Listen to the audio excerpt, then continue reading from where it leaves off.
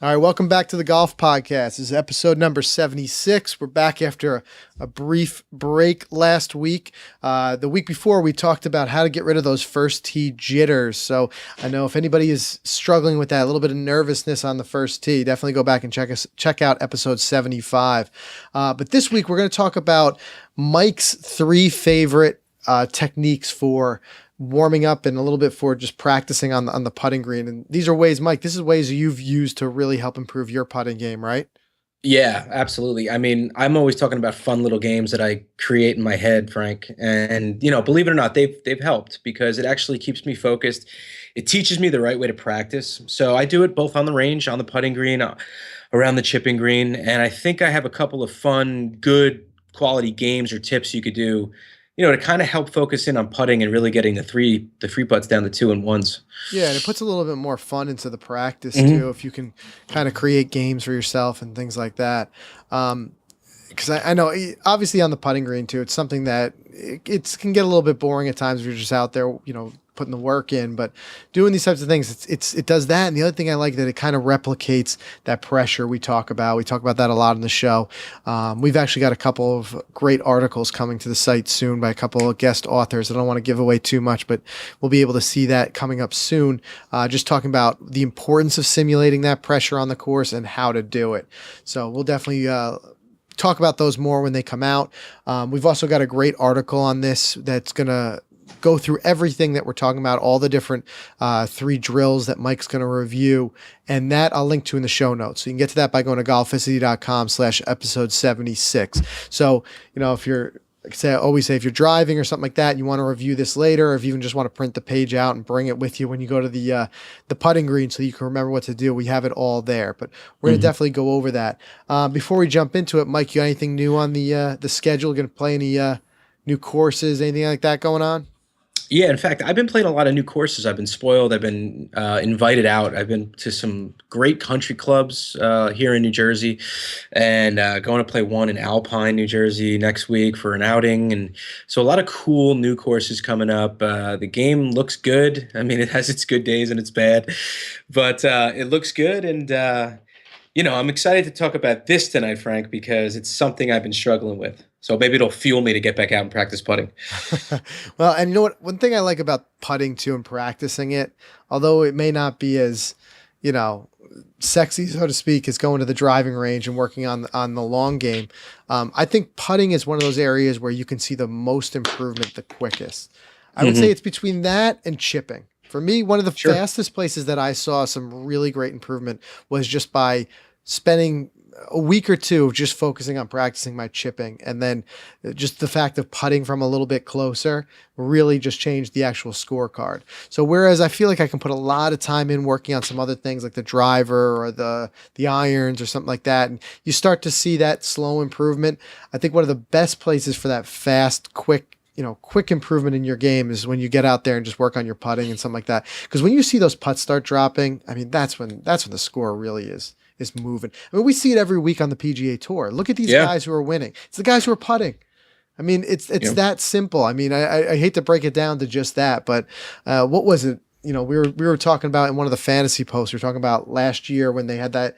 Who was it that one putted like the last 7 holes to win the tournament? I'm trying to remember what this was. Oh yeah. You know what I'm saying? I'm blanking. Yes, I do know what you're talking We about. I'm cover blanking so on the many name. we hmm cover so many tournaments, it's hard to keep track of them all, but that's what I mean. I mean, this is where, again, if you're gonna put the time in, you're gonna try these things that Mike is talking about here, you're gonna see that improvement. It's gonna feel good. You're gonna really enjoy it. So I definitely encourage it. So let's talk about Mike. Let's talk first about starting point.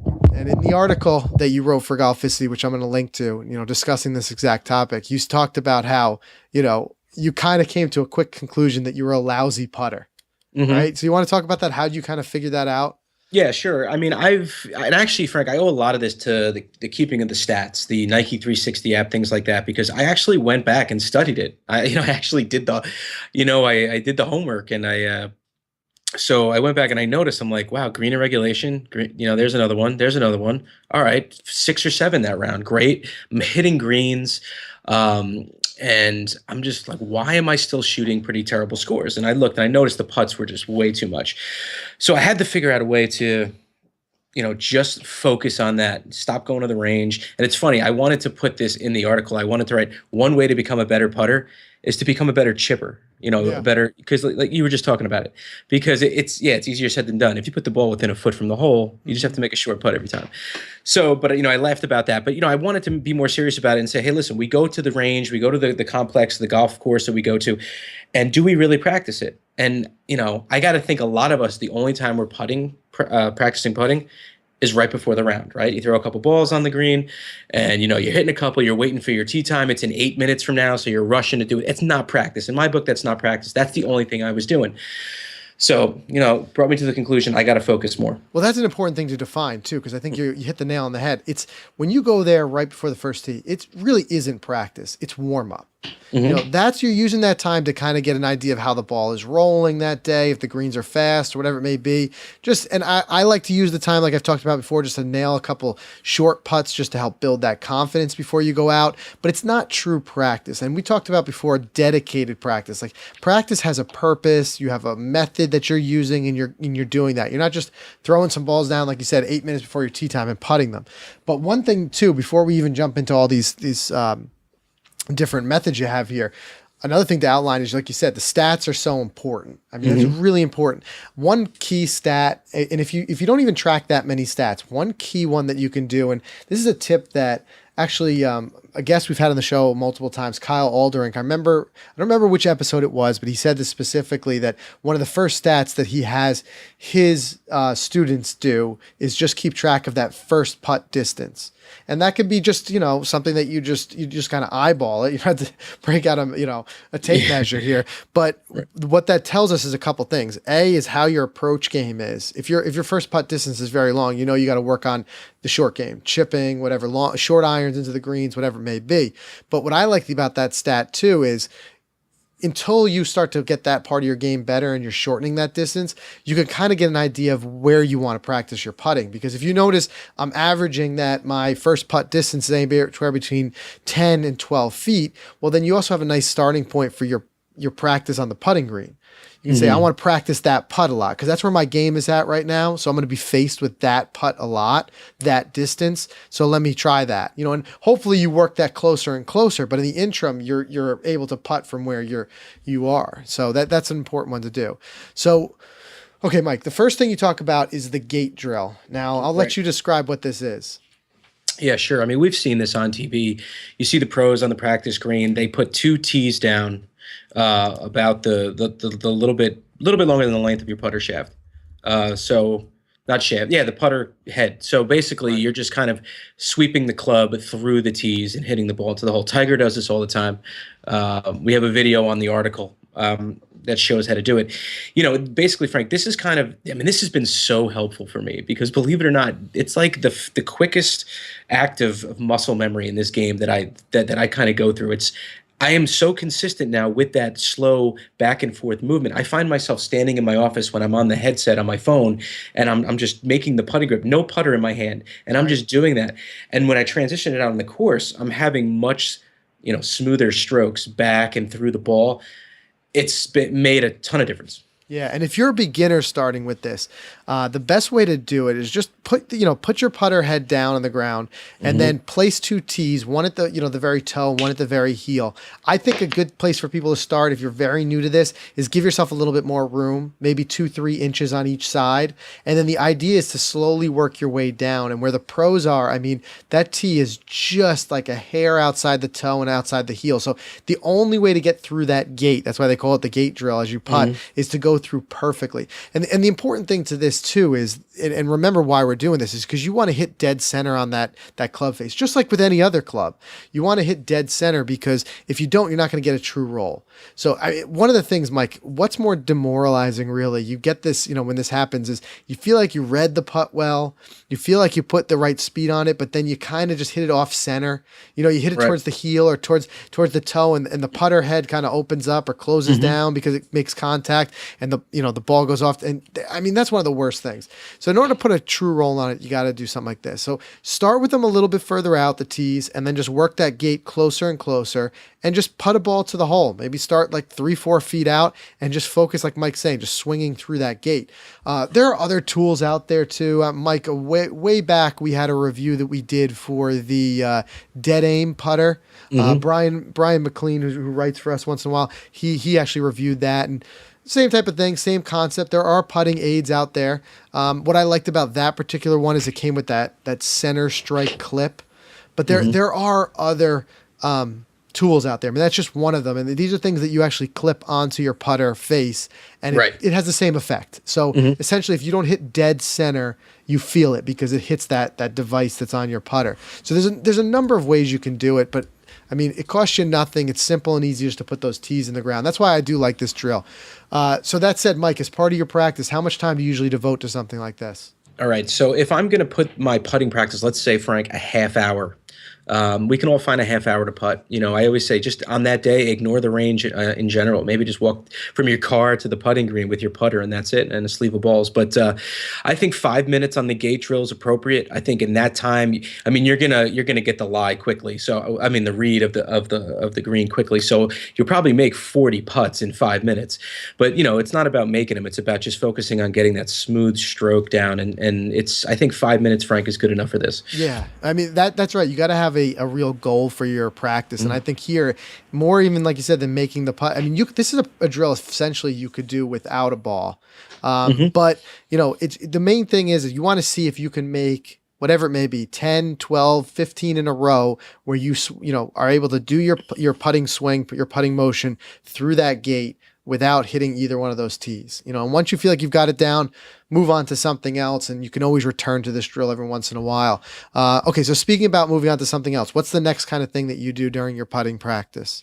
Well, for the next 10 minutes, I'll play some games. I'll make some up. I have a bunch that I've made up, and it's fun, number one. I mean, you want to have fun while you're out there, and it puts, like you said, that pressure factor into your putting, which is important. So one particular game, Frank, it's something I just call the Two Putt Practice. And, I'm trying to shave, and I have done this, shaved a lot of the threes off my scorecard when I keep my putting stats.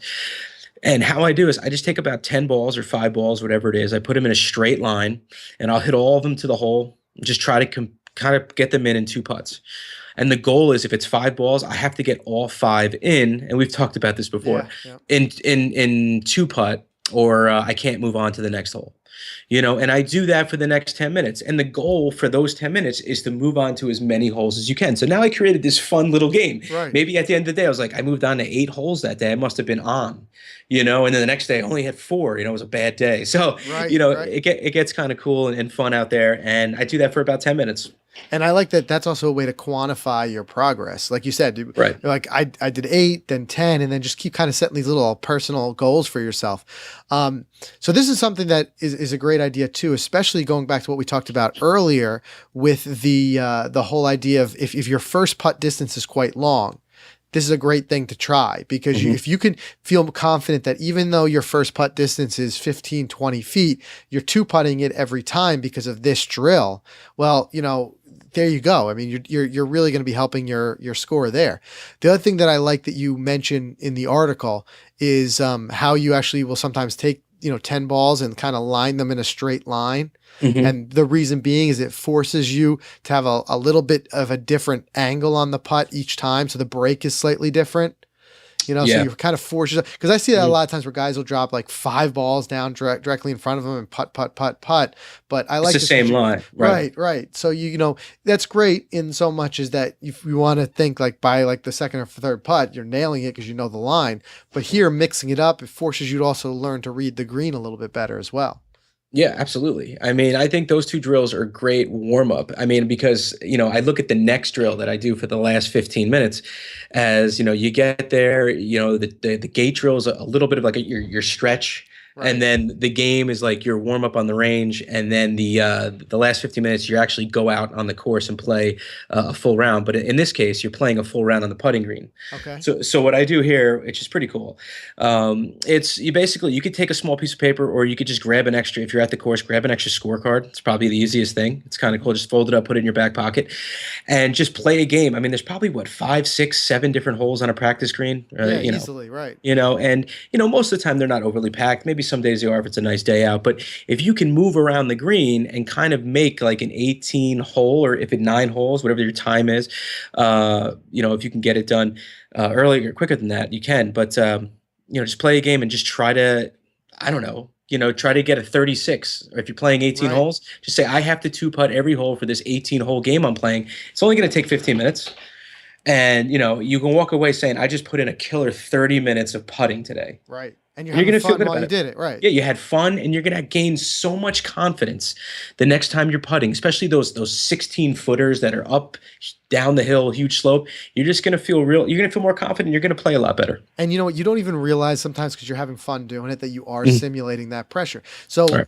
kind of recapping that, and the way you're doing it is you're just kind of creating 18 holes for yourself, like in your mind, around that putting surface, where maybe one is, like you said, maybe it's a downhill, breaking putt, and you're giving yourself, it's a par 2, so to speak. You got to get that in 2. Or maybe one is like going across the entire putting surface, it's a par 3, or whatever it may be. But yeah, what you're doing, by the time you're reaching that simulated quote unquote 15th, 16th hole, and you've got a good score going, you're starting to simulate that pressure later on, where you want to make those putts on that last couple of holes. And this is something that's fun too. I mean, to do, just, like you said, if you're dedicating an entire practice session just to putting, I mean, you could go out there with a buddy, and just kind of challenge each other. Kind of agree upon, put a tee down and say, this is the quote unquote tee box for this hole. That hole is the hole.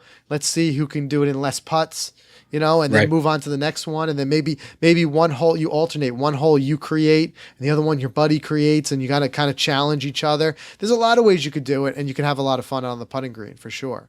Yeah, and Frank, you can also do this by you could pick up, I think, for maybe $80 to $100. If you want to spend a little money, you could buy one of these great, and we've had these sent to us from various places. But those indoor putting greens, and you don't have to go to the range just to do this. Which makes it even better. You could just say, "Hey, I'm going downstairs for 30 minutes in the basement, and I'm going to do this drill."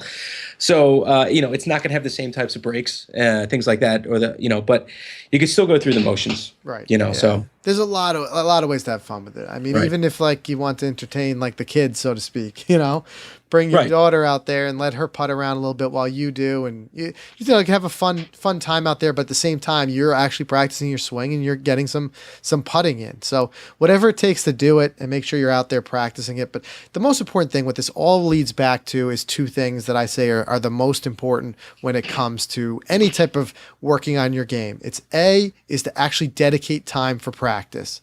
Not just squeezing in, like you said, right before you go out and tee off. And the other thing is having some sort of method and goal, an ultimate goal to your practice. So if you just put those 2 things together, dedicated practice with a method and that goal, I guarantee you're going to see results, because you're doing it. You're out there like, not just mindlessly putting a ball around the green. So a lot of great tips here, a lot of great stuff to be had. Frank, I just wanted to kind of wrap it up with this, because you kind of talked about this at the beginning, talking about the pros, and I'm looking at the stats right now. Let me ask you a question. Who do you think rank 1 and 2 on the PGA Tour in putting average? If you had to name 3 guys, I'll give you 3 guesses. The top 2. Off the top of my head, I just want to say it's like probably number 1 and 2 in the standings, because it's so important, putting.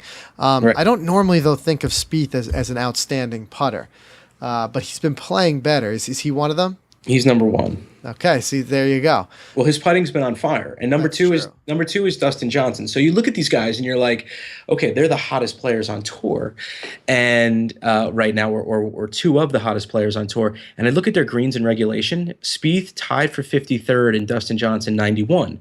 So you look at the amateur golfer. A lot of us don't hit the greens. Maybe we're getting on a par 4, we're getting there in 3, and we're forced to have to make that one putt to save par. Unlike these guys who get 2 cracks at par, or they're going for birdie most of the time.